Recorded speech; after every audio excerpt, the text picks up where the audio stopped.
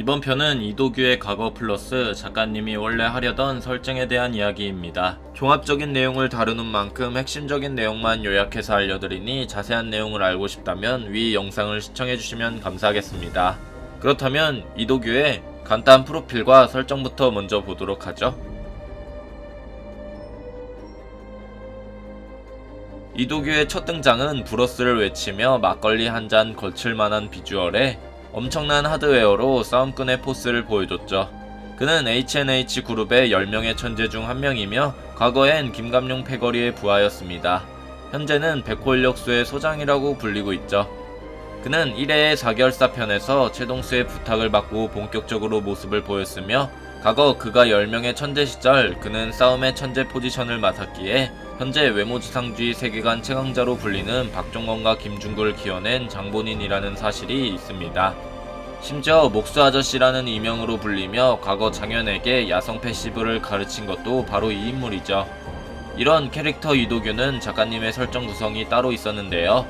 작가님의 설정에선 이도규는 정말 무식하지만 강한 사람으로 만들고 싶다는 언급을 하였고 저 사람이랑 싸우면 큰일 나겠다라는 모습을 생각하셨습니다.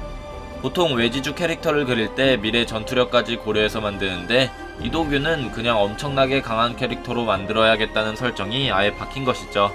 그래서 캐릭터 디자인에 힘을 많이 줬고 각각의 포인트가 강해 보이면서 오히려 강함의 끝은 여유라 생각하여 강하지만 능글맞은 캐릭터인 지금의 이도규가 탄생하게 된 것이죠.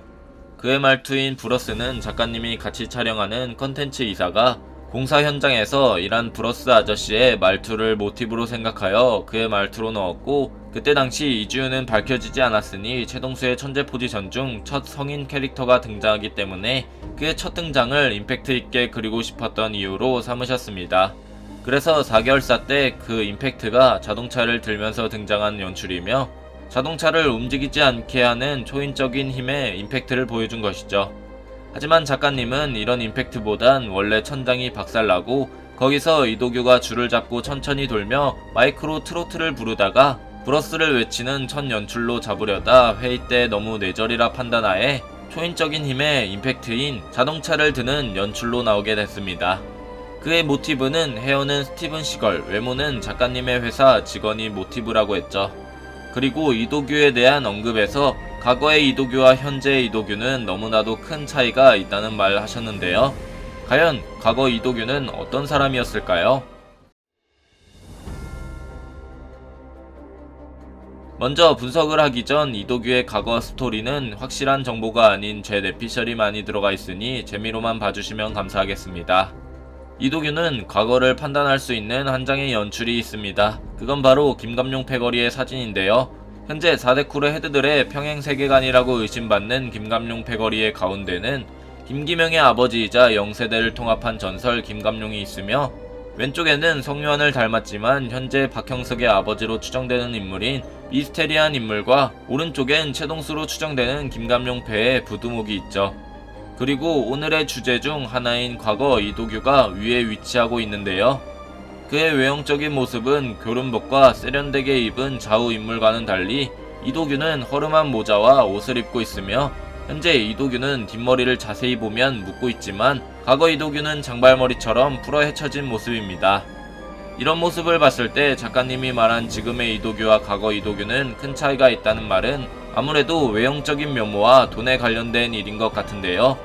과거 이도규는 영세대 시절 거지, 일명 노숙자 생활을 살아왔던 것으로 추정이 되며 야인시대를 모티브로 한 영세대의 시점을 봤을 때 김감룡은 김두한이며 이도규의 과거 외형은 야인시대 때 거지 왕초라고 불리는 캐릭터를 모티브로 외형이 설정된 것으로 예상하고 있는데요. 야인시대의 스토리의 거지 왕초와 김두한의 싸움에선 김두한이 이기는데 외지주 스토리에서도 김감룡이 이도규를 이겨서 이도규가 그의 부하로 들어간 스토리로 그려질 가능성이 어느 정도 있을 것으로 예상하고 있습니다. 이 부분을 뒷받침해줄 근거는 한때 부모님에게 버림받았던 장현을 이도규가 거지처럼 다니며 야성을 깨우쳐줬지만 이 야성이란 게 직접 경험해보지 못한다면 배울 수 없는 부분의 패시브인지라 이도규 역시 어린 시절 저런 거지였던 시절 때문에 진심으로 싸울 땐 야성을 보여주지 않을까 싶은데요. 그래서 거지 신분이었던 이도규는 김감룡 패거리에 들어와 신분이 바뀌게 되면서 과거 시절 부와 명예를 맛보게 됐고, 이후 최동수와 손을 잡게 되면서 현재 이도규는 돈에만 매달리며 환장하는 캐릭터가 된 것으로 추정하고 있죠. 그래서 처음 싸움의 천재로 실루엣이 나올 때 무슨 공원 벤치에 누워있는 노숙자처럼 나온 게 과거 거지 생활로 인해 저런 환경이 익숙하여 그런 연출을 하게 된 것이 아닐까요? 마지막으로 이도규의 전투력은 아직 크게 나오진 않았지만 그의 하드웨어는 전에 제가 설명했던 맷집에 대한 경지가 있을 것으로 보이며, 그 밖에 이도규는 싸움의 천재 포지션을 가진 인물이라 다른 경지 또한 가지고 있을 것입니다. 예를 들면 파워라든지 속도의 경지를 가지고 있을지도 모르죠. 하지만 중요한 건 전에 말한 이도규가 진심으로 싸우게 된다면 과연 어떤 모습의 연출을 보여주게 될까요? 제가 예상하고 있는 그의 진심 모드는 바로 야성입니다. 그가 현재 사용하고 있는 무술은 압도적인 피지컬을 이용하는 개싸움으로 2m는 우습게 넘는 키와 덩치에서 알 수 있듯 박만덕과 비슷한 육체 능력을 가졌기에 하드웨어만큼은 최상위권에 달하는 수준입니다.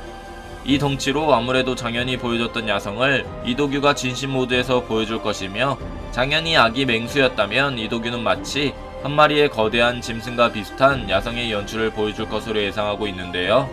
이러한 야성과 비슷한 연출을 보여주는 비슷한 예시로 강전사급의 류에이가 있습니다. 이들의 공통적인 특징은 초록색 안강이며, 그도 장현과 비슷하게 무슨 무술을 연마한 게 아닌 야성의 개싸움으로 엄청난 실력을 보여주는 모습이죠.